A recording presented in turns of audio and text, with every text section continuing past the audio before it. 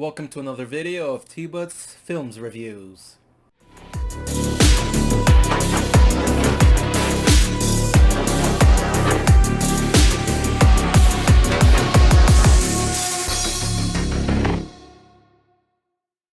In this video I will be reviewing Marvel's Eternals.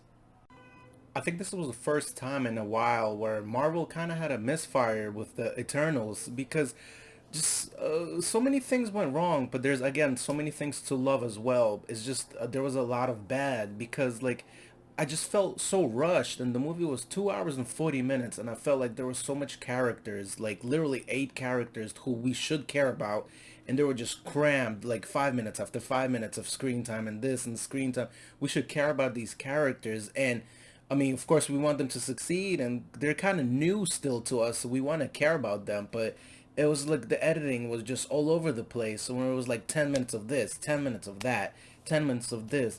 Chloe Zhao, she was awesome. From she won an Academy Award for Best Movie for Nomadland, and The Writer was also good independent features. But I mean, with this, she just I don't know. It was like maybe the creative process of the collider or something here, and it was just like all over the place. And it was cool for Angelina Jolie and Salma Hayek. They're the biggest names in the movie, and they kind of took a step back. That was cool, but I mean, look, Richard Madden, Kit Harrington, they were kind of like, I mean, Richard Madden was a big part of the movie, but I mean, he was kind of like all over the place too because when he was awesome, and then they just stopped showcasing him and they went with like someone else, like Gemma Chan.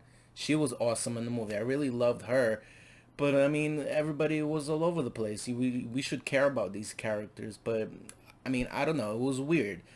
Like for example, I really loved Barry Keoghan in this movie as Druig, and he was awesome. He actually maybe showcased some more of the best scenes in the movie of like actually he was really good acting wise for sure. But I mean, and even then, like when he was awesome, and then they were kind of maybe they're hinting that he's kind of like a main character and he had the main role in the movie, but then there was like maybe an hour without him. It was just really weird. Brian Tyree Henry was just thrown in the fold. Kumail Nanjiani was thrown in the fold, and he was actually for comedic purposes. But some of the jokes kind of was funny, but then it was like weird and miss out of place, and even for Marvel's sake.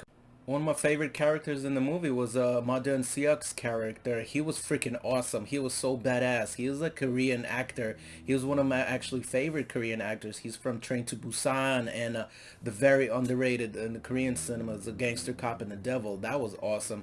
And his screen time was limited. It was just way too much crammed in this even 2 hour 40-minute movie, and you kind of felt it in here because even in No Time to Die, it was 2 hours and 40 minutes. Dune, The Last Duel was the way up there in time, and I didn't feel it in those, but here I felt every minute.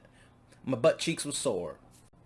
I just think this was a huge missed opportunity of Marvel to put this show on Disney Plus, because that would have been freaking fantastic. Maybe put like 10 episodes and give these characters some depth, give these characters some times, because they're freaking awesome in the comics, but in the movie again, they didn't show any depth in characters. They were just one after another, and it was like, ooh, maybe we should care about them. Ooh, they're badass. They're unstoppable. But on Disney Plus, it would have been awesome. Maybe a episode or episode for 2 characters each or something. That would have been so good. I felt like it would have been way better. But I understand they needed money, and Marvel Eternals is a big deal to put it as a movie blockbuster. But I think it would have been just fine, and maybe in their case, even better on Disney Plus. Especially after how much good shows came out of WandaVision was awesome. Falcon and the Winter Soldier was great. I can't wait till Hawkeye. They've been hitting the stride in the TV shows on Disney Plus, so I don't know why they couldn't do it on Disney Plus. But I mean, it is what it is. But I just think it was a missed opportunity. I think it would have been way better on Disney Plus. Again, there were still a lot of good things from this movie. I really loved when it got good. The action was fantastic. It was really cosmic. It was really like sci-fi. It was beautiful, like maybe space opera type stuff. And it was really good. The Deviants versus the Eternals actions. That was freaking awesome.